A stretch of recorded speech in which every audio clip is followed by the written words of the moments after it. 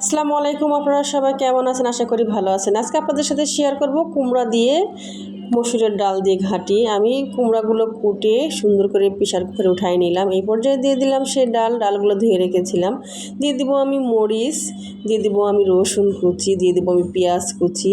এই পর্যায়ে দিয়ে দেবো আমি আদা রসুন বাটা, স্বাদ মতো লবণ, হলুদের গুঁড়া, জিরা গুঁড়া, ধনিয়া গুঁড়া, হলুদের গুঁড়া, সব উপকরণ দিয়ে সামান্য পরিমাণ দিয়ে দিব আমি তেলটা দেওয়ার পরে কিন্তু আমি একটা লাড়কির সাহায্যে নেড়ে একটু পানি দিয়ে দিব। পানিটা দিয়ে কিন্তু আমি প্রেসারে দিব। প্রেসারে দিয়ে কিন্তু আমি 4টা সিজ দিয়ে নিব। সিজ দেওয়া নেওয়া হয়ে গেছে আমার। প্রেসারটা খুলে আমি কিন্তু এটা মানে ঘেটে নেব, ব্লেন্ড করে নেব। আসলে এটা ঘাটনা দিয়ে আমি ঘেটে নিব। এটা কিন্তু আমার বগুড়ার ভাষায় বলে কিন্তু ঘাটি, কুমড়া ঘাটি বলে।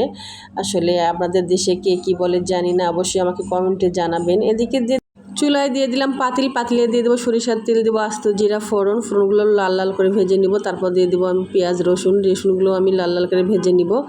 এদিকে আমি কুমড়াগুলো দিয়ে দিয়ে কিন্তু আমি ফোড়ন দিয়ে নিব। আমার ফোড়ন দেওয়া নেওয়া হয়ে গেছে। রান্না কিন্তু আমার একদম রেডি। দেখতে যে এরকম সুন্দর হচ্ছে, খেতেও কিন্তু অনেকটাই সুন্দর হচ্ছে। অবশ্যই আপনারা বাসায় ট্রাই করে খেয়ে দেখবেন। আমার ভিডিওটা ভালো লাগলে অবশ্যই লাইক, কমেন্ট, শেয়ার করবেন। আমার পাশেই থাকবেন। দোয়া করে আপনারা সবাই ভালো থাকেন, সুস্থ থাকেন। আজকে এই পর্যন্তই। আল্লাহ হাফেজ। আমার জন্য সবাই দোয়া করবেন।